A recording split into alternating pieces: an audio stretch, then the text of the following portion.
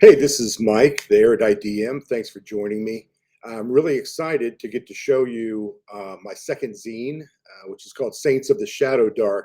And I'm going to walk you through it, kind of a review, but I'm going to keep it light, keep it quick, and just give you some of the tasty morsels and see if this is something you'd like to try with your group in your Shadowdark game. It is written for Shadowdark, like the first zine, number one, Warhorse. And both zines are for sale on my website now, eruditedm.com. It'll be in the show notes and all that, so you can find it there. Or we are now on Drive-Through RPG. These are only PDFs for the moment. I probably need to spend a long weekend and format all of these for print on demand, so that you could get a printed copy. However, I will say this, Saints is 49 pages. That's the second zine we're going to talk about tonight. And Warhorse, the first zine, is 48 pages.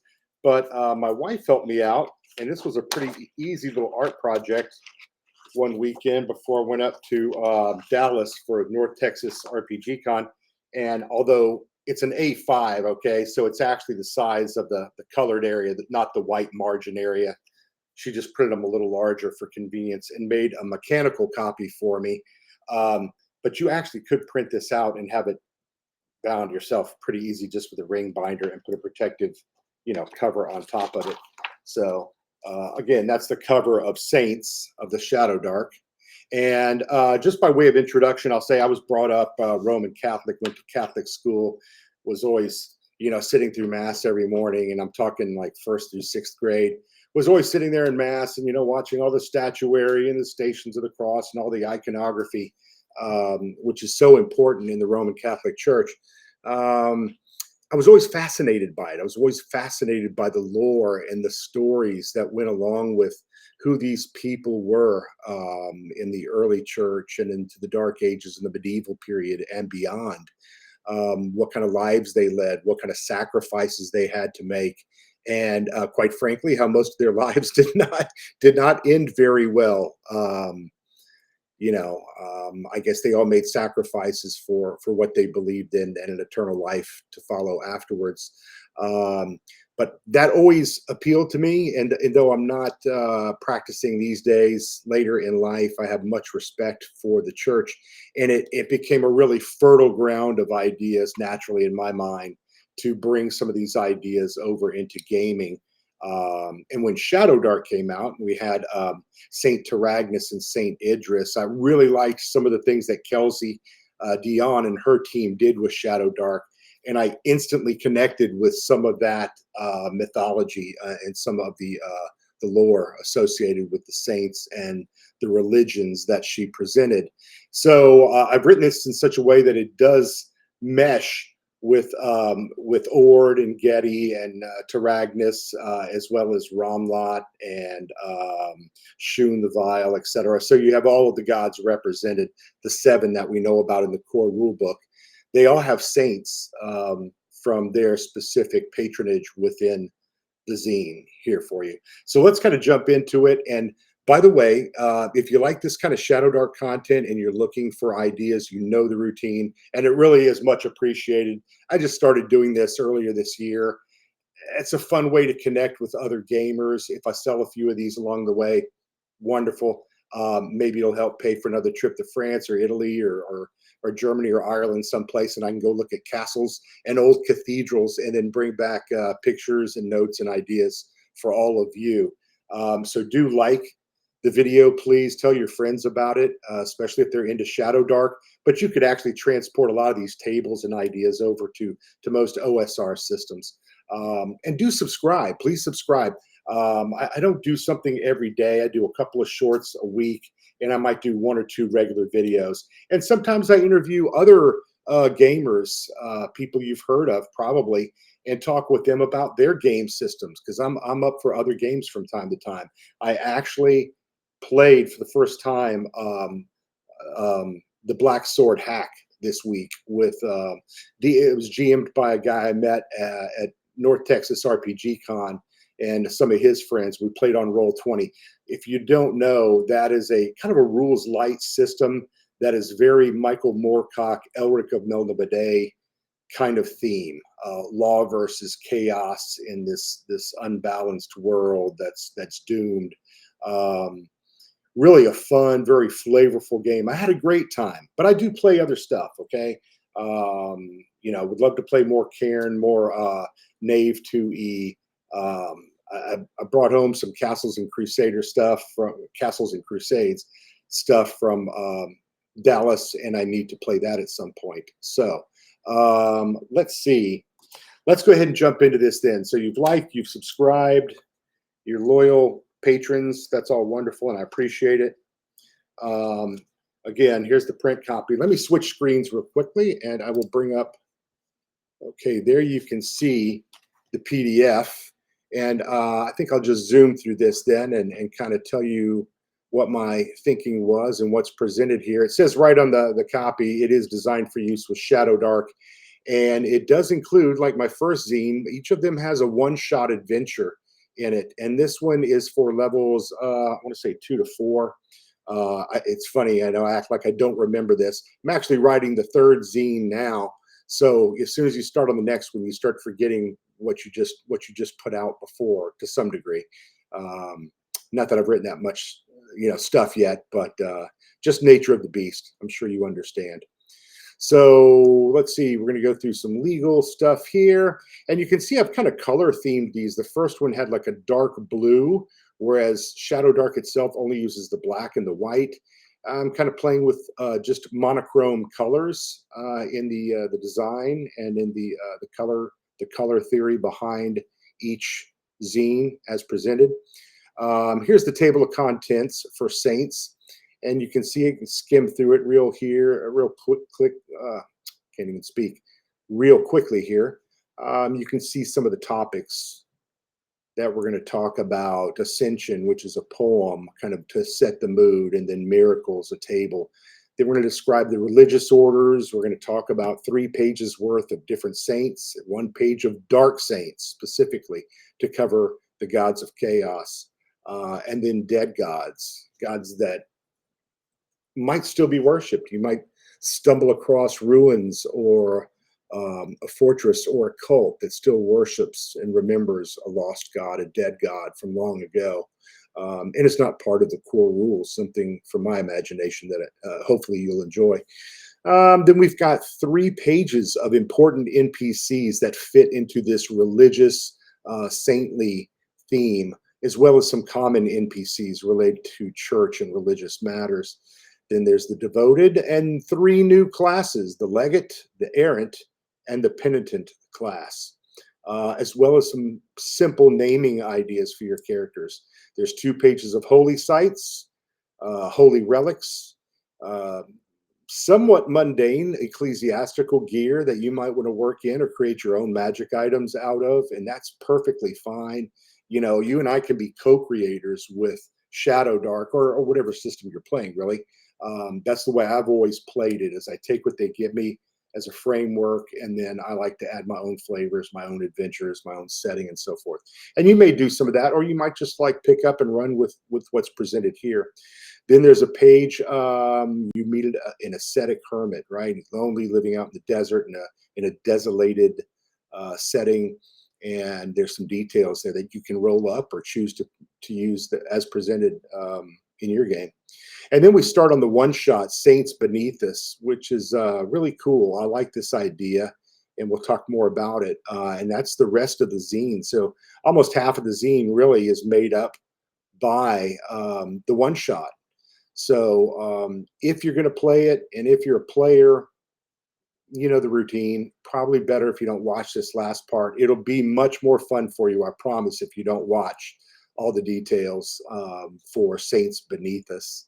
I will explain even before I get there. It's called Saints Beneath Us because you are charged with a mission in the middle of a siege during a war, and one side is sieging this other city, Balgriffin Castle, and you're going to go in through the siege lines, the mines that have been dug underneath the walls, and you're going to find ways into the labyrinth tunnel system beneath the city and beneath the temple to find a way in for the attackers.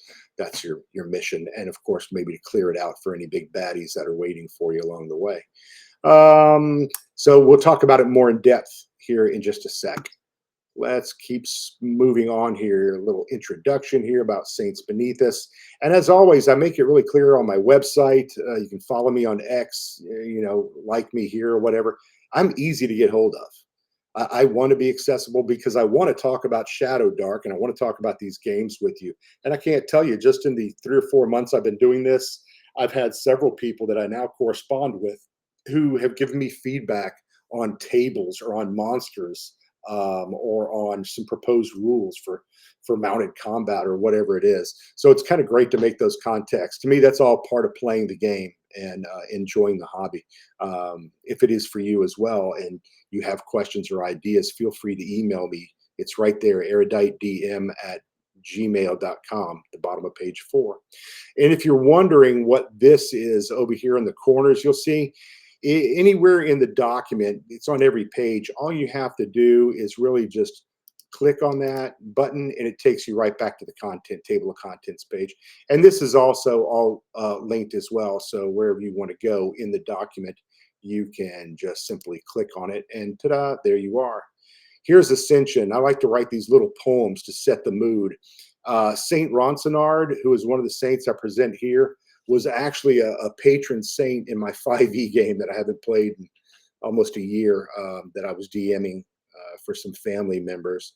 But I think I got the name from Roncesvalles in the Pyrenees Mountains, if you remember, where Roland and the paladins of Charlemagne held off the Muslim attackers on their heels up in the mountaintops. And that place was called Roncesvalles. So I kind of took it and ran with it and landed on a saint named Ronsonard, which I really liked the name of. Below the bailey, jackdaws cry. Here Ronsonard laid to die. He bore no blade, he wore no crown. The idols cracked and kings knelt down. His breath gave out with whispered grace. The sky grew still, the wind grew pace. Then Madeira came, adorned in flame, and called him up by secret name. He rose to her to ascend unseen, a flame to judge the false and mean. So you recognize Madeira the Covenant from Shadowdark, and Saint Ronsonard is all about justice and evaluating life choices and decisions we've made and judgment, that sort of thing. Let's see, miracles. That's our first table. Supernatural or symbolic miracle that a saint might be known for. And you might write up your other saints. I encourage you, don't use just the ones I have here. Create your own that fits your setting. And you can roll something up for them and what they did that made them famous. Calmed feral ghouls with a song, quenching their malice. Turned a frightening demon into a pig that still roams the hills. Or saved villagers by freezing the barbarian horde into ice crystals. Colorful stuff.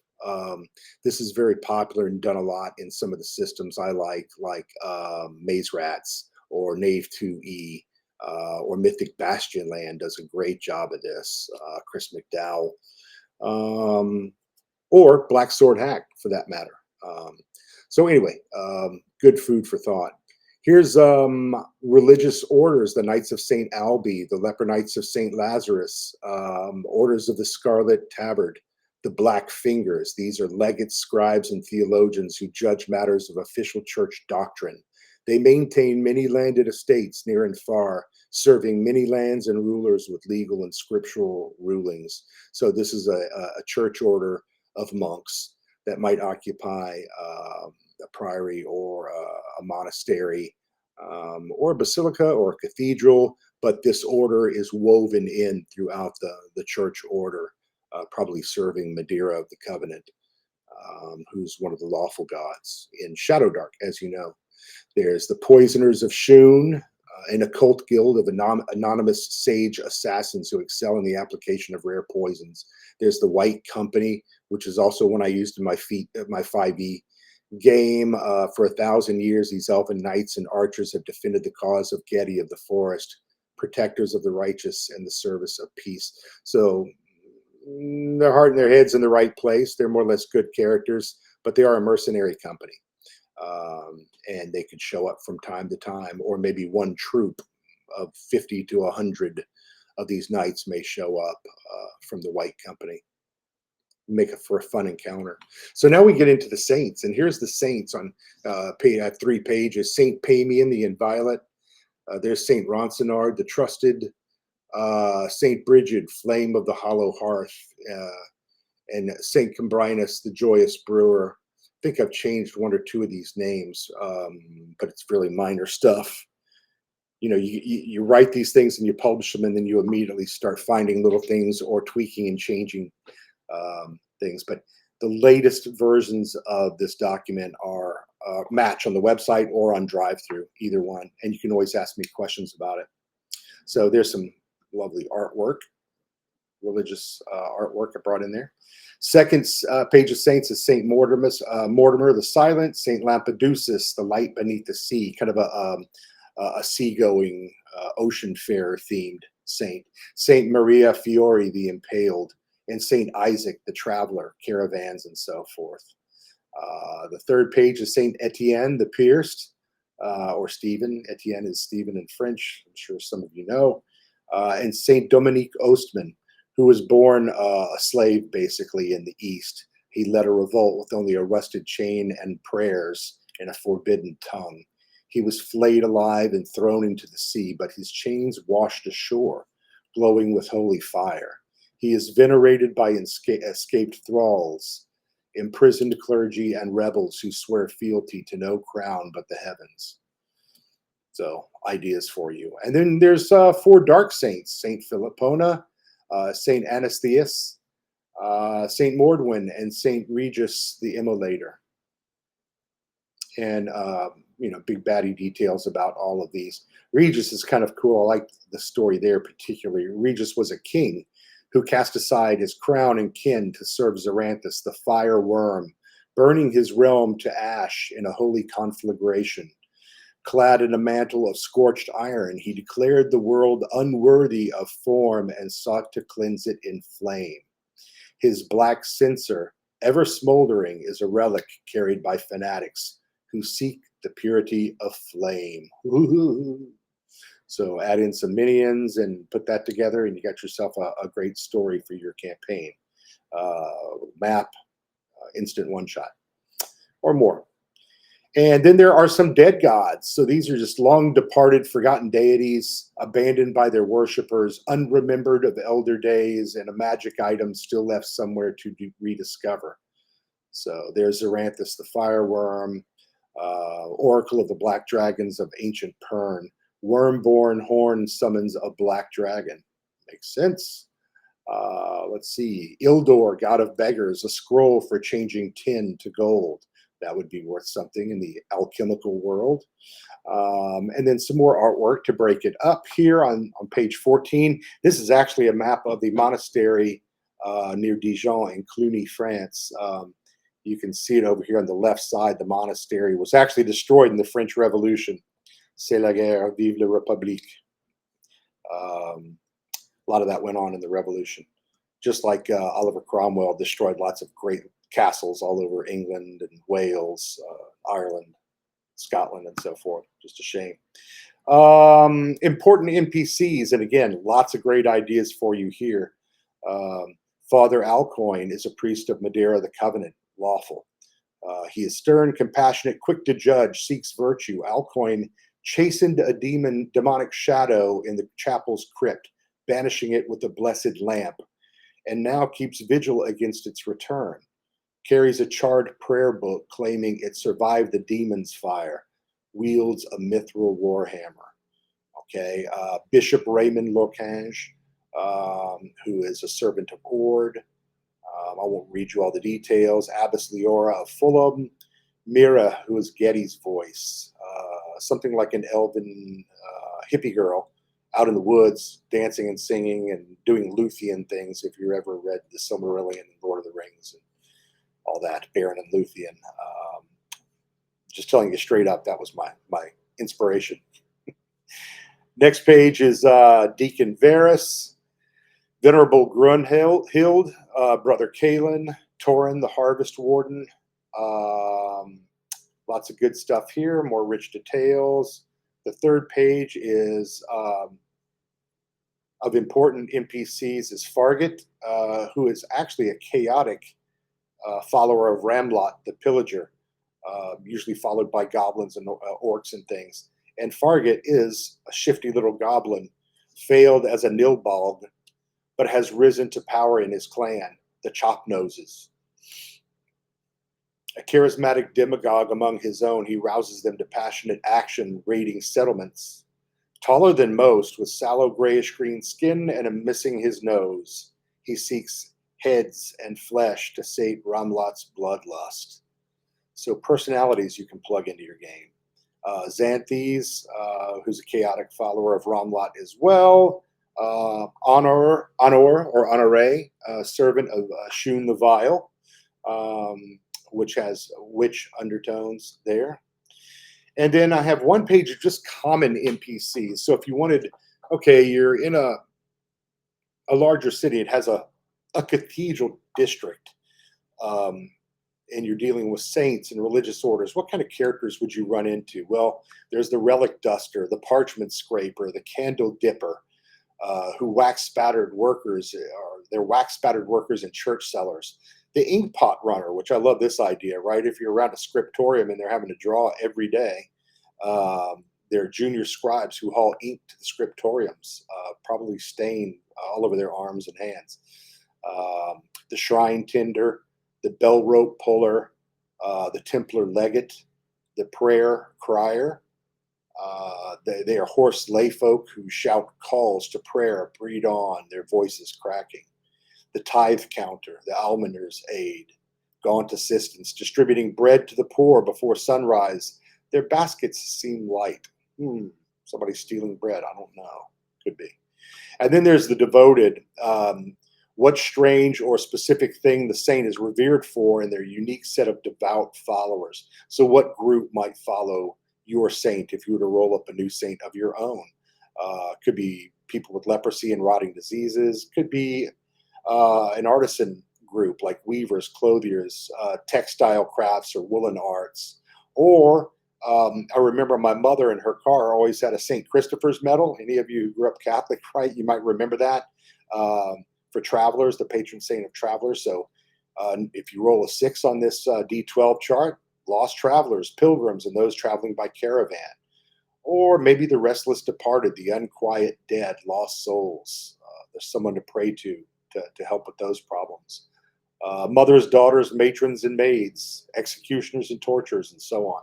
Okay, let's talk about the 3 classes here, because you actually can use 1 or 2 or 3 or none of these when you get to the one-shot. And they're all ready to play. The legate class here is featured actually on my website. I don't think it's free anymore. I think you can buy it for $1 or $2 or something. It's not expensive, obviously.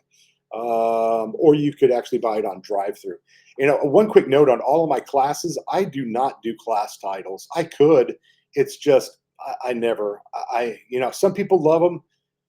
I'm just not one of those people. They don't do anything for me, and I never call anyone by their class title. And I know it was old D&D. I remember it. I never used them then either.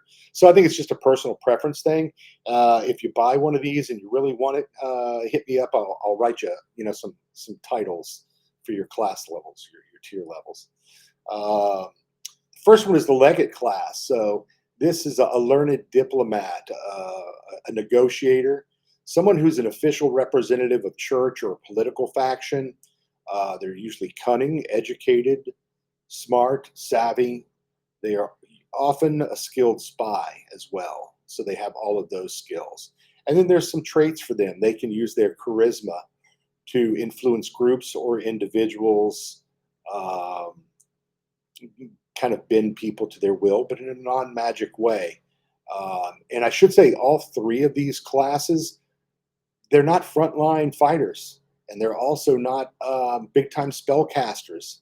I think in more of our games, especially if you you want something a little more complex with the role-playing side, and you don't have to, but I think the parties from time to time are more interesting if you have someone traveling with you or as part of your group who is there because they do one thing. Maybe they're a translator.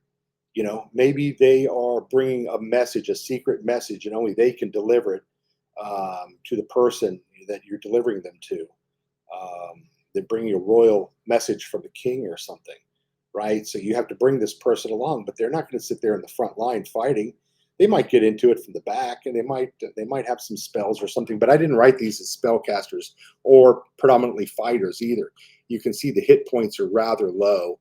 D4. I've actually thought of all of my characters starting at a D6 minimum, just because by the time you write up a character, I just feel D4 is just too thin. I don't mind getting characters killed and whacked, but it's a very thin margin, couple of hit points. It might keep me alive in the first two games with a new character to at least get me up and running. I don't want to do all that prep and get them up running and then get them, killed by 2 goblins. And that can always happen. But that is part of the fun and the danger in Shadowdark or a system like DCC or even, OBX. So the legate has some traits along with the spying qualities and negotiation and so forth. They can interrogate, which allows them to gain useful information without torture. One target must pass a DC 14 intelligence check or they spill the beans. So your DM would have to tell you what they're holding or what they're not wanting to share with you. And we'll assume that the legate was able to get it out of them one way or another. They usually carry a holy writ or an official writ of authority of some sort, or they wear a signet ring to signify their authority. Also in my world, were crusaders and pilgrimages, like St. James de Compostela, that kind of thing, in medieval Spain. I think in Canterbury Tales, they talk about this too, but crusaders and pilgrims would often wear a badge, which was like a little knit or a metal piece that they would wear like to signify that they had either made that quest, that religious journey, and to kind of show that badge of honor to people to identify themselves of having made the pilgrimage or crusade. So anyway, there's talents there for the legate. The second one is an errant, and an errant is a charismatic pilgrim, a mendicant, which is kind of like a street preacher of sorts, or a crusader. So this is a traveler with a mission. This is somebody who moves across the world with a life purpose in mind, which is very different than most of us wandering adventurer, traveler, fighters, and spellcasters looking to loot the body along the way. But it might make an interesting class if they're on a journey and you share a path for a while and they're riding along with you.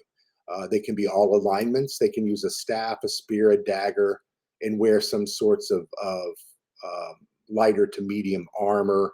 Again, 1d4 plus 1 per level on hit points. They can inspire others. They can secure safe lodging. They can actually avoid combat with lower level monsters, at least humanoids and thinking monsters, not the undead and so forth, but they can be a peacemaker to avoid a fight sometimes when it isn't necessary. And there's a mechanic for a die roll involved there. And they usually speak a lot of different tongues, the lingua franca skill, which means they're conversant in many regional tongues. They can understand just enough to roughly translate in unknown language, but they have to roll a DC 13 against their intelligence mod to succeed. So some interesting role-playing skills here involved, right? And the last one is a penitent. And a penitent in this class, they face a world of suffering and pain, and they seek to make good for past sins, acts of contrition. So this is a person who's living their life with some terrible emotional scar or baggage, or something weighing heavy on them that they feel they have to atone for. And they're living the rest of their life seeking atonement and forgiveness from their God. Again, they don't wear any armor. They have no combat training. They could carry a staff, maybe a spear if you gave them one, or they might have a dagger or a hunting knife to use in self-defense, but not somebody you want to rely on in a combat situation. They have some simple things they can do once a day here under Divine Mercy. They're not spells. They're more like divine rituals is how I qualified them. And there's only 3 of them. One is purifying tainted food or water just once a day. They can detect lies of a level 2 or less monster. No coercion.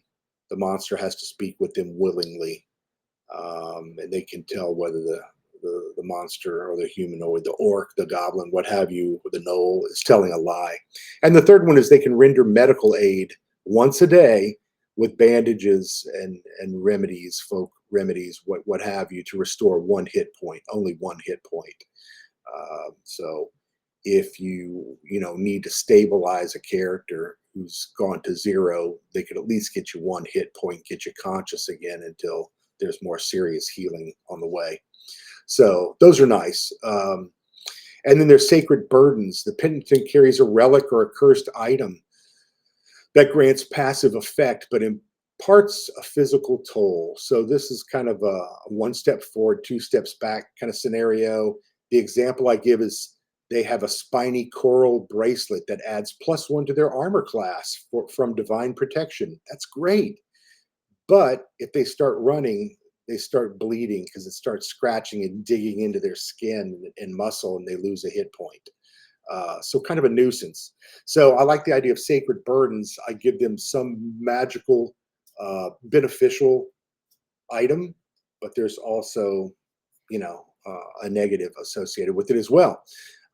They're also a bit of an empath, the anguished empath. They absorb damage and pain directed at an ally. When a friend receives damage, you may absorb a portion of those hit points instead, up to 1d6. And they can do that 3 times a day.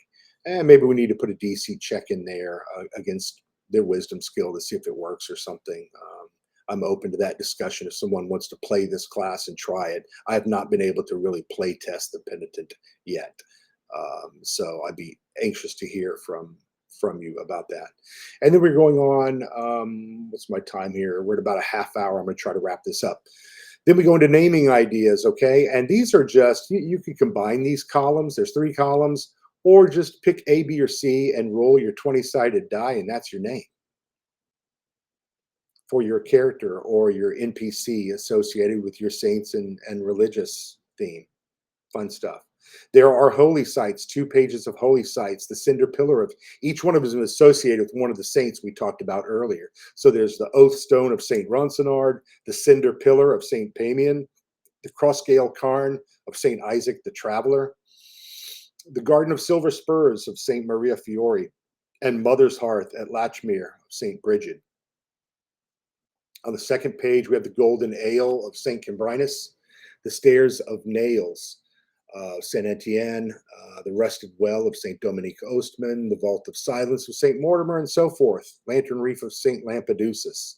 So I'm not going to read all these to you, but they give you great little location ideas that you could tie to your patron saint that is at the center of your session that night in your game, and then tie it all together and put some flavor into a fun story and quest or adventure. There are holy relics. We have Ramlat's Gutterfang. We have the Orb of the Equilibrant. I think it is actually. It's adding another I in there. There's Ashbrand of Memnon, which is, I got to read this, a blackened sigil sworn long sword that on a natural 20 emits a burst of flames causing added 2d4 fire damage to all foes within near range. That's pretty significant. On a normal hit, non-20, that means, only the target receives an extra 1d4 damage. So the target being the first person you're fighting if you had Ashbrand of Memnon. Creatures slain by Ashbrand crumble to ash. So when their body's dead, it isn't going to get recovered or healed or brought back or anything else. It turns into ashes and just crumbles away into dust. Ashbrand, this longsword, has chaotic tendencies. Is it sentient? And I ask that as a question there. That's up to you. Might be fun to explore a thinking sword with a worldview and a purpose. There's the gauntlets of St. Taragnus, There's the Kin's Horn of Gedi, the Scriptured Cloak of Madeira. And then here's just some basic ecclesiastical gear. So church gear and stuff you would, want to know about for St. Taragnus, for Gedi, for Madeira the Covenant, for Ord. Some of them are talismans. Some of them are prayer beads, mourning veils, clothing items, jewelry items, all, religiously significant and somewhat significant into the story of that particular patron saint. Then we have the ascetic hermit table I told you about in the introduction, which is, a female or a male person you come across in a desolate existence. Are they pious and holy or just mad? The ascetic lives a solitary existence of severe self-discipline, avoiding all forms of indulgence and denying the simplest comforts.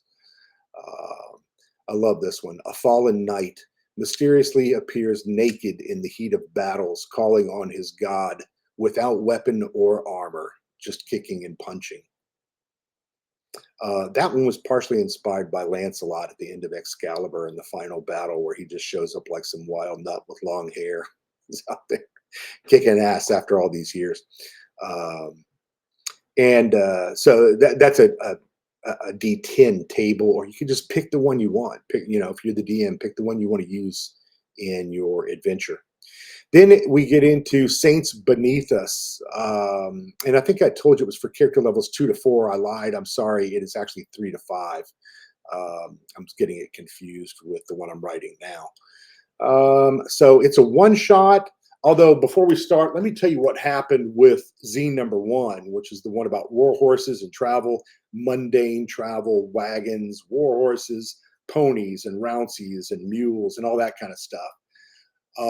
We played the one-shot Horse Lord of Tanashorn, and we had a lot of fun, but there's a lot in that one-shot to finish in one night in under 3 hours. There's a lot to finish there in under 4 or 5 hours. The guys in my group liked it so much that we have played it 2-3 more times. I just kept coming. Part of it is they did not get the villain. The villain is matched for them pretty well. And they can't kill him. They can't capture him. So he keeps escaping. And they take it into the next week's session. And I write a little more. I make another map or two and put together some story within the world setting of that first one shot. And we're having fun with it. Next one will be session 4 out of what was intended to be a one shot. I suspect the same is true here. You could do a lot with this story. It is not a classic one shot in that you're starting media res and you're at the dungeon door and you go in and it's just a dungeon crawl. Be forewarned. And again, if you're going to play this, go ahead and check off now. Like, subscribe. We'll see you next time. But, give yourself a present, give yourself a treat, and don't watch this part. Your GM will take care of it, and you'll have a lot of fun. Tell them about it, though. Then go get it and present it for your group who's into Shadowdark. So, okay, did they leave? All right, they're gone. So here's the overview here. This is done in a format you'll recognize with Shadowdark descriptions at the start of each minor dungeon, the location. The descriptive text is okay to read. The bullet points underneath are intended for the GM only. So if you're the GM playing this, it's easy to kind of give a little bit of colorful text and then know what you need to read to keep in your head about what the monsters are up to and where the treasures and the traps are and that kind of thing. So the Siege of Balgriffin Castle is what this one is about. And in it, we're going to introduce some of the concepts that you just learned about inside the zine, right? That's what it's all about, trying to integrate those ideas into something that feels like it was made just for that. So the adventure unfolds against the backdrop of a fiercely contested siege at Balgriffin Castle. The main elements of the adventure are the camp at the besieging army outside Balgriffin and the network of siege mines dug beneath the castle, fortress, and city. Some basic rules there.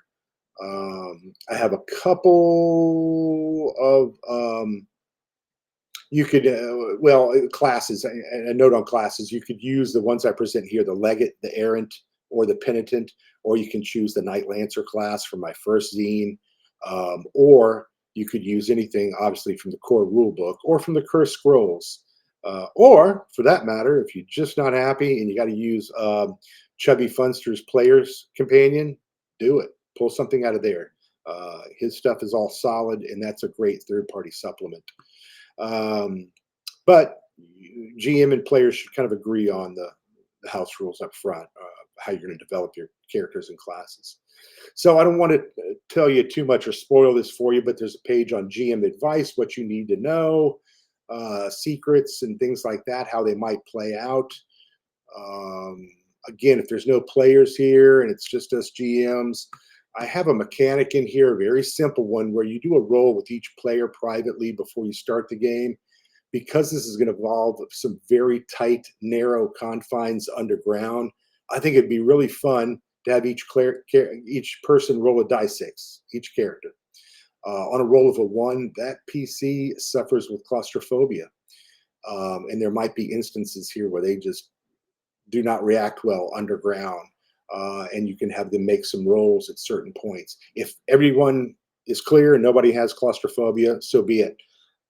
If you have more than one, just work it out with them ahead of time. So you don't want to tell the whole party what's going on. They may find out, the character may tell them, but they're going to find out when they're, in a siege tunnel that's only 5 foot tall, and some players are having to crouch, and you can hear everybody breathing, coming and going past you in a line in these dark little 4 foot wide, dugout dirt tunnels braced up by some planks and timber.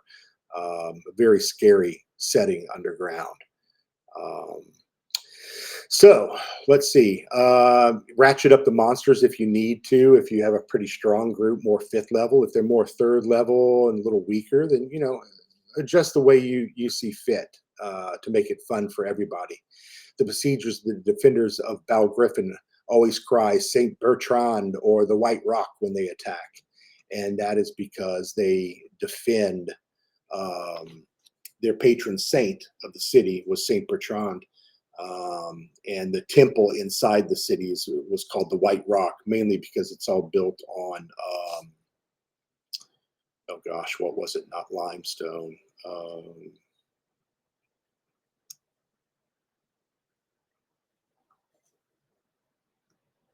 What was it? I don't remember. It's in here. You'll see it though. Say it was limestone for now. I'm sure I'll find it as soon as I say that. Anyway, the stone of the entire fortress and the castle and the surrounding the city is all a very whitish stone. So the temple, the holy temple at the middle of the city, is called the White Rock. So you start off saints beneath us inside the war camp, and you've been called to meet with the Duke, and the Duke and his war party and his commanders. A couple of those commanders are going to see you off into the siege mines underneath. There's Camp Quartermaster Sergeant Mornpale. There's Plombo, who is a dwarf, a long-bearded dwarf and a veteran of many sieges. He's the successor of the last 3 predecessors who were all slain. Very dangerous business, but he is the mine engineer. And then there's a kind of in the background, that diplomatic spy kind of, creepy character who's somewhat of an official from the church, a legate named Martin Auvray, or Martin Auvray. And he's a diplomatic envoy, spy in parentheses, for the bishop. He's visited Balgriffin many times. He knows the city and the Temple of the White Rock. He might have a secondary secret mission. He's wearing dark red brigandine armor. He's armed with a short sword and dagger, and so forth. So you could use these if your party, say you're only playing with 3 friends, and you're like, oh, we need some other NPCs. Plug in one of these, roll up some quick, stats for them, GM, and you're ready to go. And I already turned this sideways. So this is Balgriffin, which is, you can see the castle walls here around it. We have our legend over here in the corner. And then there is basically our siege tunnel. This is the war camp over here. I feel like I should be able to ping it like I do in Roll20, because I know you can. It's in the upper left there, that crosshatched area. I'm pretty sure you can't see my mouse moving around the screen. So the upper left there is the war camp, and then you see that red zigzag line. That's the siege mine they've dug underground so far. Then we've got rumors that your party will know and hear along the way from other troops they encounter, or possibly even rival adventurers or enemies inside the city or inside the dungeon and so forth. And then we get into the siege mines themselves, and this is all pretty fun, colorful stuff.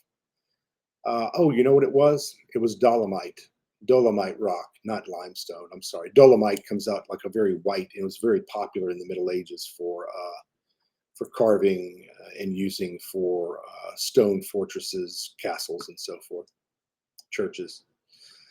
So here's all the locations underneath. Here's the next page, locations of the siege mines 4 to 8.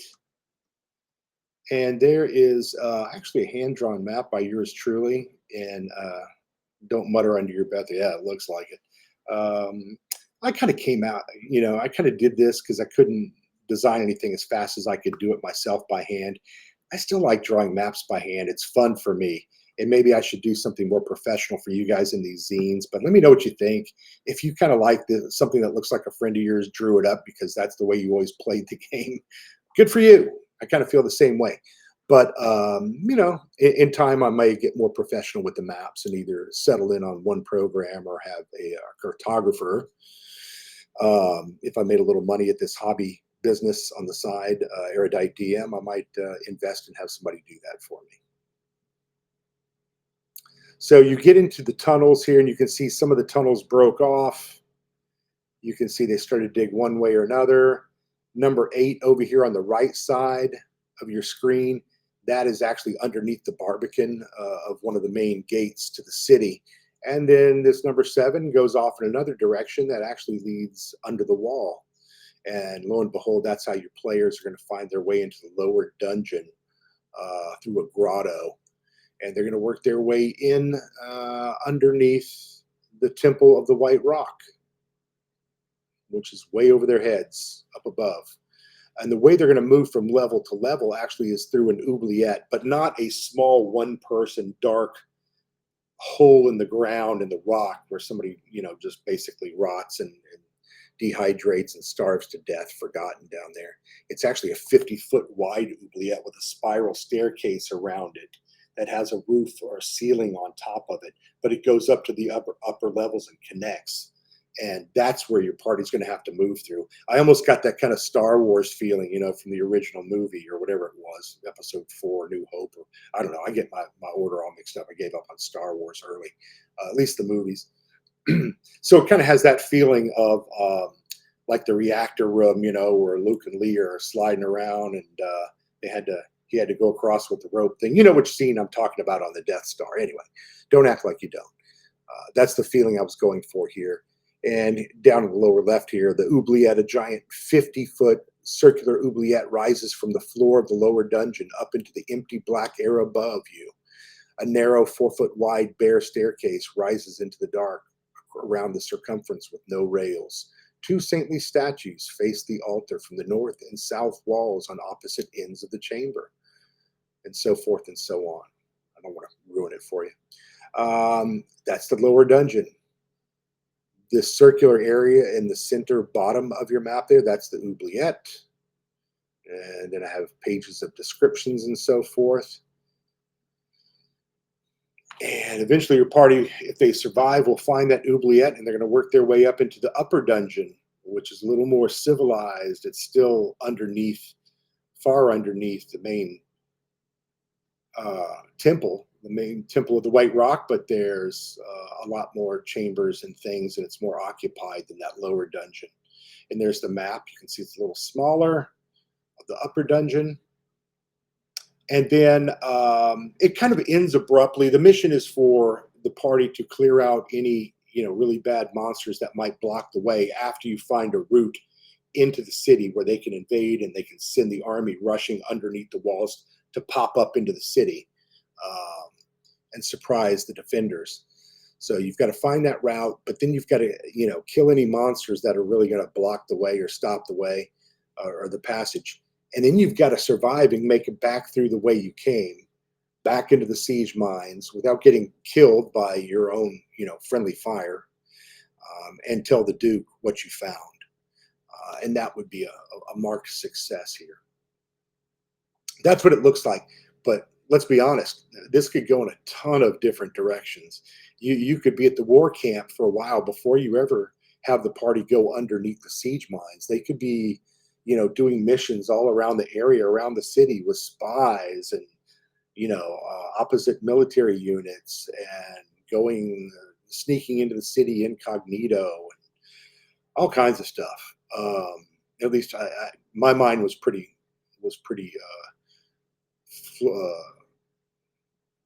inspired by these ideas. So I'm sure you guys could come up with some cool ideas too. And then that's pretty much it. I've got the main NPCs here, and then we go into monsters, the monsters that you're going to meet along the way, including some of my own, like the Kurgalath. Kurgalath are inspired by some reading I did. You've seen this idea before. They're basically saintly, benign-looking patron saints. If you grew up in a Catholic church or some other where they had statues of saints around, they're always praying and they're looking very humbled and modest and reverent and so forth. Well, the Kurgalath, they're basically corrupted versions of these statues. They're demons. So while they're attacking and trying to kill you, when these statues come to life, they're smiling, or they're blessing you while they're striking you with the other stone fist. So really, really terrible demons, and they have some skills and traits of their own here that are tough to overcome. And I've also got Balgriffin soldiers. There's dark mantles, a barbed devil, gargoyles, temple cultists, and so forth. Some giant rats, knights of the temple, they're warhounds and acolytes. So all things you might encounter inside those two levels. And then I think the very last thing is the character of the Leper Knight, which is a historical figure, right? Now, I called him Maurice the Accursed, but the Leper Knights were the Lazarenes, and they fought at Jerusalem and in Gaza and in other battles during the Crusades. And they still survive, I think, today. They combined with another order, the Order of St. Maurice. And I think Louis the 16th and Louis the 18th were both members of the Order of St. Maurice.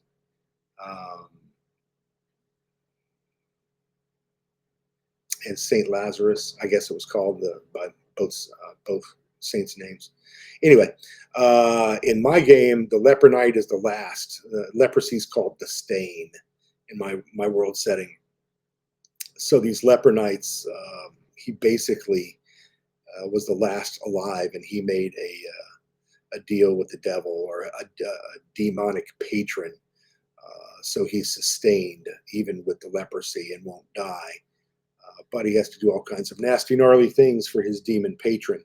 So Maurice the Accursed is a bad dude, and he's the kind of character you could have popping in and out of your campaigns from time to time and running across them again and again. But that is the end of my review. There we are. As it says at the top of the end page, Saints preserve us. We're all through. So that is Erudite ZINE number 2, also called Saints of the Shadowdark. And I would love to talk about it with you some more. Might do some other videos with some other friends, or might get interviewed by some other folks about it and just kind of pick it apart. But send me any questions, like and subscribe to the channel, please. And if you want to buy them, the links are in the show notes. I should say that each zine is only $8.